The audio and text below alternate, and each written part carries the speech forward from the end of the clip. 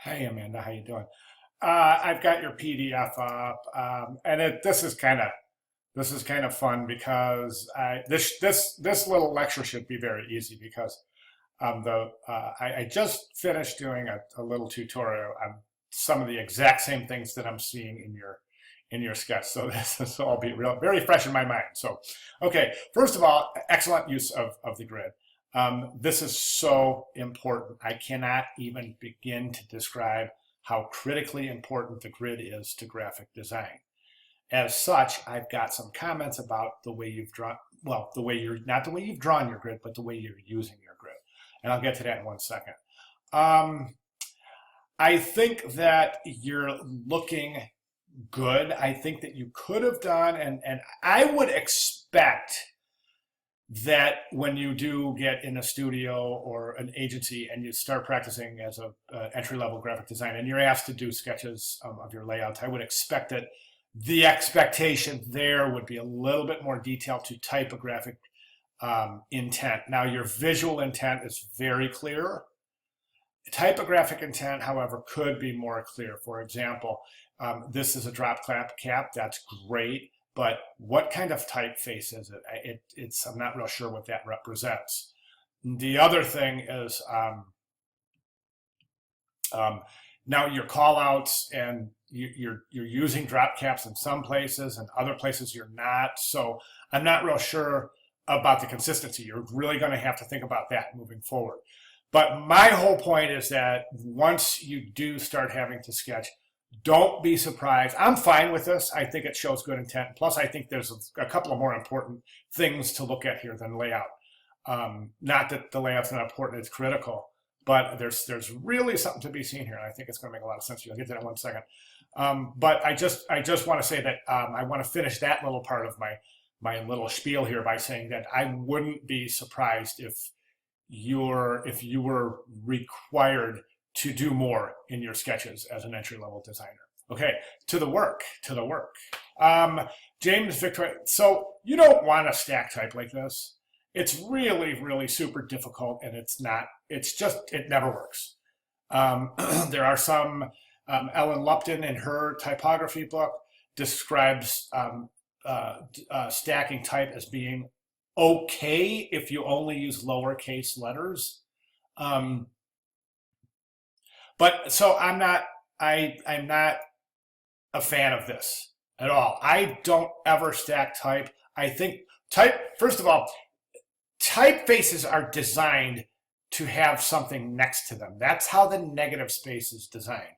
So by stacking them, you're just pulling half the design out of the type itself. So I prefer that if you want to use type on a horizontal axis, just type it out traditionally and just turn it on its axis. And that's just a much more effective than stacking type like that, okay? Grid looks great, as I said before. This is the part that really hits home to me, and I really want it to hit home to you. It's the grid and how you're using the grid. Let me describe this. You've got a 5-column grid, okay? That's wonderful. You're looking at the grid and you're designing.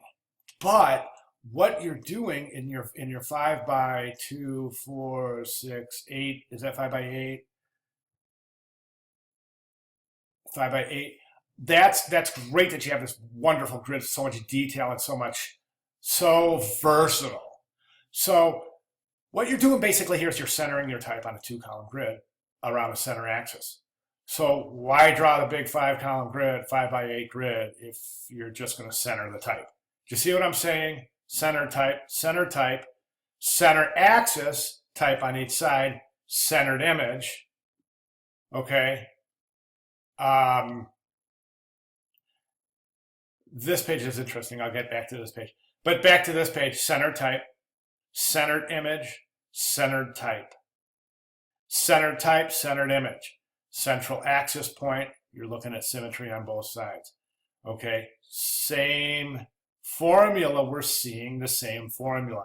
Let's use this grid. This page right here is gorgeous. That's wonderful. That's what we're looking for right here. You're using the grid beautifully, but you're not doing this center. Well, you do have some center there, But, put that right there on a grid line. It doesn't matter which one. Mathematically, it's going to be correct, so you're going to have harmony on the page. That's why this page is so harmonious, is because everything is fitting the grid, okay? And that's why this page is so mundane, because it's centered and creating symmetry on each side, okay? This page right here as a spread is gorgeous because it's not using symmetry. This is nice. As a single, you are doing that with the type, okay? You are doing that centering on this page. So I recommend getting away from this seemingly overwhelming desire to center things on the page. Don't get me wrong, you're starting to use the grid. That is definitely the right direction. However, let's try to use the grid lines for placement. Okay, this page right here is interesting. You got a 5-column grid. Here you have using 4 columns, leaving that one blank. That's great. You've got 2 columns here, 2 columns here, 2 column span. That's good use of the grid. Trying to fit 3 columns in a 5-column grid, you're breaking the grid. It's not working. That's why we have basically centered a center axis with symmetry on each side, okay? This one is almost a perfect mirror image of itself once you cross that center axis. Okay, hope I'm making sense. If not, let me know and I will try to clarify. All right, good job, thanks.